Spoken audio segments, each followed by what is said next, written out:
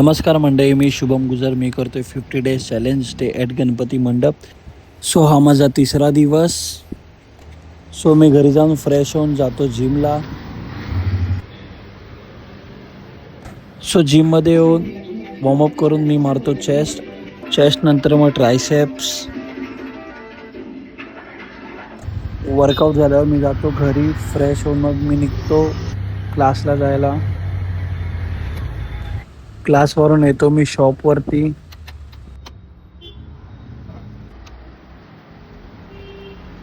Shop open केल्या केल्या येतात कस्टमर्स.